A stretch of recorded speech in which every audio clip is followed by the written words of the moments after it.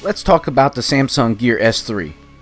While for most tech and gadget fans, the capabilities of this watch can be mouth-watering. For others who want to enjoy the technology but are not sure of its use or all it can do, it may seem useless, unnecessary, or even overwhelming and intimidating. It is easy to get lost in its vast sea of the various swipes, apps, features, bezel spins, and so on. For this video, I will help you set up NumberSync and give you some tips and help you navigate the Gear S3. More specifically, the Frontier model from AT&T featuring 4G LTE technology.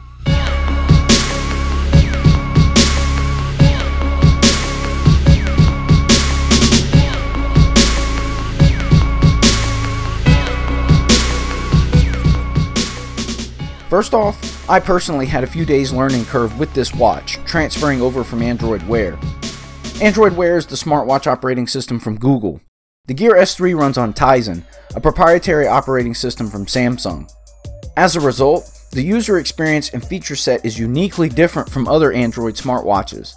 Samsung has packed a lot of features into this watch. However, there are so many options, there are times when you have to search for what you are looking for in the various menus, sometimes extensively, and it can be a real pain. I'm going to alleviate some of that for you in this video. Controlling the watch is a smooth and simple process. You just turn the bezel for the direction you want to go. You can also swipe, and the watch features a back button on the top and a home button below. There's also a built-in microphone and speaker. Now there are things you can do to help the battery last longer on this watch. One way right out of the gate is the heart rate reader. By default, it is set to always on. Now this can be great for the physical fitness enthusiast or people with medical conditions. However, for most of us, we may only check our heart rate occasionally, if at all, so this feature is a constant battery drain for no reason. To turn it off, we have to go to the S Health app on the watch and then go into the settings to turn it off. Anytime you want to check your heart rate though, you can either use the widget or access the S Health app. Additional ways to help conserve power would be to limit or disable the use of Wi-Fi, which is only used when you are not connected to your phone via Bluetooth. You can also make sure the screen always on mode is off, which it should be by default. And then NFC, which is used for Samsung Pay, you can turn it on or off. However, if you plan to use Samsung Pay often, it is best to leave it on. And just like a smartphone, it's a good idea to clear your recent apps to help keep them from running in the background unnecessarily. To clear your recent apps on the Gear S3, go to the apps and then click on the top right icon and clear. It's that easy. During the course of the day, if you find yourself in a pinch for juice, the watch features a power saver mode in an effort to help you get through the day. Enabling this mode will limit performance and appearance. To access the power saver mode, simply click into the settings menu and scroll all the way down until you see power saver. Click the appropriate buttons and the watch will switch over. You can disable power saver mode at any time and return the watch to its normal feature set. To help you stay in touch, the LTE variant of the Gear S3 features 3 connectivity modes: Bluetooth, connected remotely, and standalone. These 3 variants are based on you using NumberSync from AT&T. If you don't plan to use NumberSync, you will only have 2 connections, Bluetooth and standalone. The non-LTE variant is Bluetooth only. Bluetooth is obvious. While in Bluetooth range, the phone will transmit notifications and calls to the watch straight from your phone. You will also be able to place calls, text, and send emails from the watch. You can also pair a Bluetooth headset if you like and bypass the built-in watch speaker. Note that if you plan to use the same Bluetooth headset for both your phone and watch, it will usually only work with one device at a time, so you may have to make some adjustments to the connections. Connected remotely uses your cellular service and activates when you either have Bluetooth turned off or go outside of Bluetooth range. Keep in mind, you must be using NumberSync to use this feature, and your phone must be powered on for connected remotely to activate. While connected remotely, regardless of your phone's location, if you have cellular service or signal, your watch will function much like it does while connected via Bluetooth. You will receive all notifications, emails, calls, and text, as well as be able to send them. Keep in mind, if what you are trying to do on the watch is not a basic feature, you will need a notification and/or gear-specific app on your watch to use the service. Examples being Facebook Messenger, WhatsApp, Hangouts, and so on.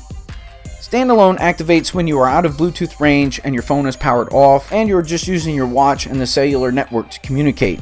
Standalone also works if you're not planning to use NumberSync and it is provided with its own phone number. This connection option is extremely limited, but also can come in handy.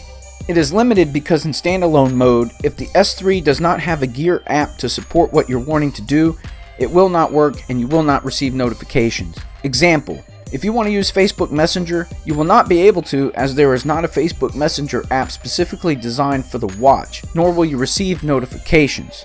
Unfortunately, there are not many Gear specific apps at this time for our favorite ones. It comes in handy simply if you forget your phone, the phone battery dies, or you go somewhere that phones aren't allowed, you still have a phone on your wrist. Also note, if you are in Bluetooth mode, and you go out of range or disable the Bluetooth, it will take several seconds for the watch to switch over to one of the other modes. When you do so, if you select the option, the watch will give you a haptic feedback to let you know you have went out of Bluetooth range or Bluetooth has been disabled. All of the notifications you receive in Bluetooth and remote connection mode is based on what notifications you have told the watch you want to receive using the Gear Manager app.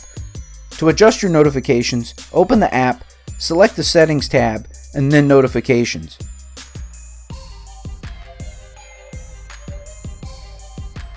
This app also allows you to customize and monitor your watch, from battery life, memory, and RAM, to finding your watch and even adjusting the order of your apps on your watch. You can also set up the SOS watch feature in this area. If you'd like a video on how to set up the SOS feature and how it works, just let me know in the comments below. Now let's talk about NumberSync for a moment. Setting up NumberSync is a very personal thing. I tried to find a way to put it onto a video format so you could see step by step. It's just not possible. Too much personal information. I would have to blur out just about all the screen and you would gain nothing. However, I can tell you that if you follow the prompts on the watch and you have your cell phone in hand and just go step by step, you're going to be fine. There is a word of warning though before you set up NumberSync. If you are on a family plan and you are not the primary holder for the family plan, you will need to create a separate My AT&T account and link it to the primary account, to the family plan, with your phone number. Otherwise, NumberSync by default will automatically go to the primary account holder's phone number. Why, I don't know. However, if you are the primary account holder on a family plan, you're going to be fine. Also, if you're the only person on your account, you'll be fine. This warning is only for those who are on a family plan and are not the account holder. Again, if you just follow the prompts from the watch and the phone and go through the process after you've set up a My AT&T account if necessary and link it, you will be fine. If not, you may need to go to the store and get some help or call somebody on the phone and let them try to help you. But use that as a lesson. I played with it different ways setting it up and this is what I found. Now for a brief tutorial on the interface. If you have a notification such as a text that require an action or that you wish to take action on, if you select a notification, you will have an option available at the bottom of the notification. You may also have 3 dots sitting to the right side. That opens an additional menu for more options. When you hit reply, you will have a new menu and ways to reply: pre-made responses, voice replies, emojis, or texting. When you select texting, you will first have the handwriting option. The dots up top indicate more options are available. With the turn of the bezel, you can reply via T9 texting, or continue turning the bezel for numbers, symbols, and emoticons. You can also add and remove widgets at your leisure for faster access to things you may use often. You can remove any widget at any time by long pressing the widget and clicking the minus button. You can also rearrange the widgets as you see fit. Long press with the widget that you want to move and then drag it in the direction you want and go to the place that you want to place it and release. That simple. Well, that's all for now. I hope you found the video helpful and it gets you up and running with the Gear S3.